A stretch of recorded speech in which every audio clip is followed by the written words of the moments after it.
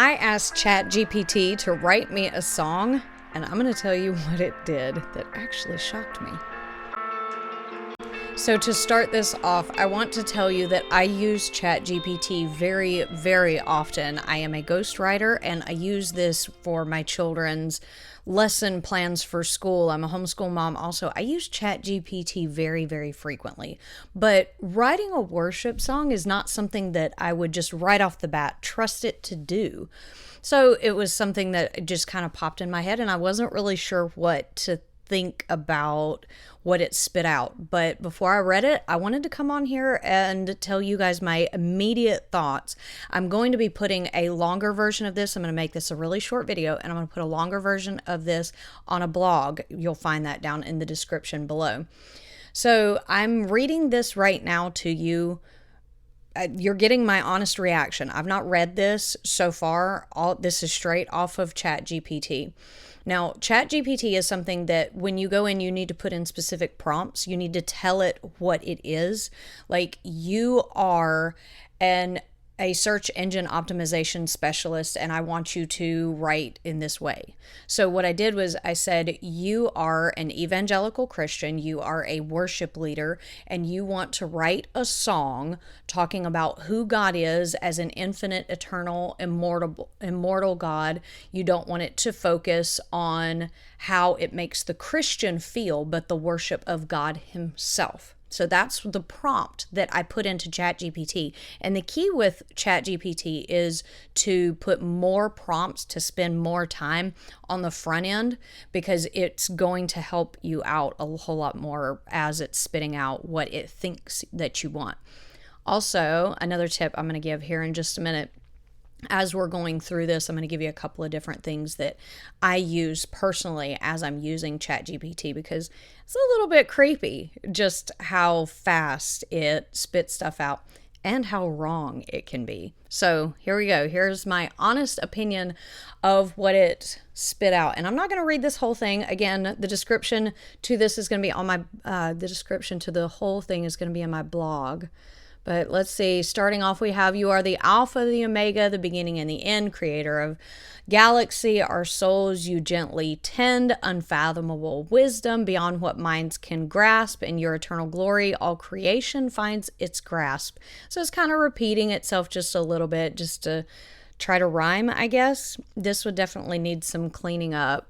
You are the I am, unchanging and true, majestic and mighty. All honor is due. Sovereign and holy, reigning on high. Our voices resound, lifting to the sky. Okay, that's a little cheesy.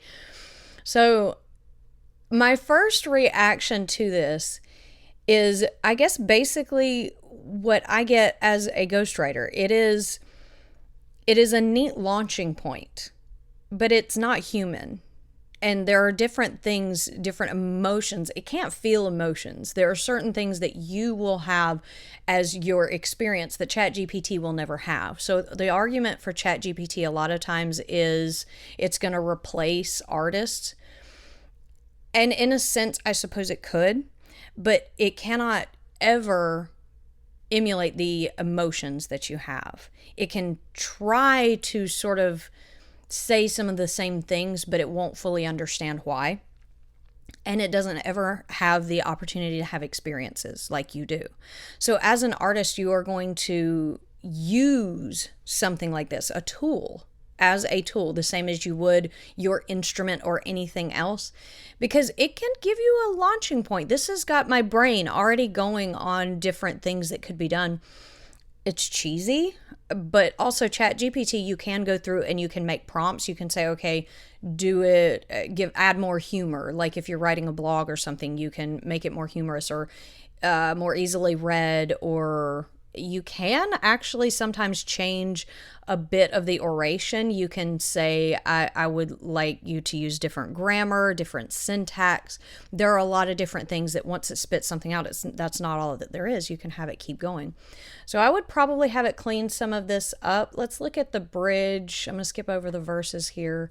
You are the rock of ages, a fortress strong, a shelter in the storm, where we belong, unshaken by time, unyielding to fate. In you we find refuge, early and late.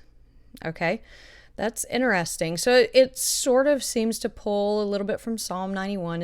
And I did tell it to pull out some biblical references.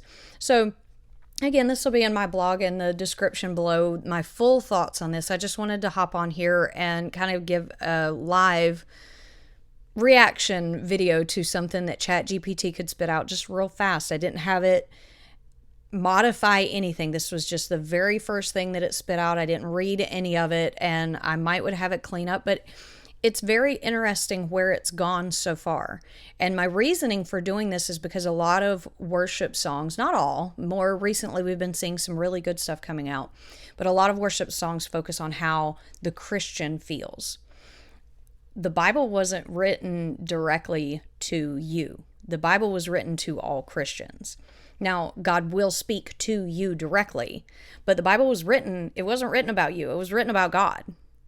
And so why are our worship songs focusing on us? We're supposed to be focusing on God. So that was my whole reasoning for coming in and trying to see what ChatGPT could spit out, because a lot of times that's what I do as a ghostwriter. And one of the keys that I told you that I would give you at the beginning of this video is that you need to know more about the subject matter that you are asking it about, that you are trying to gain prompts about, launching point, whatever you're trying to gain from ChatGPT. You need to know more about it because it's pulling from all of the internet. There's so much that's wrong on the internet, just misinformation out there. It'll, tell you that, to boil water, you don't necessarily need heat, or, that's a really dumb reference, but you get what I'm saying. It will tell you stuff that is just blatantly incorrect. And you can tell that if you know more about the subject than ChatGPT does, because again, it's pulling from all of the internet. So if this is something that you want to do as a creative person, you want to go in and start off writing a declaration or a prayer, you can say, give me 10 verses on healing.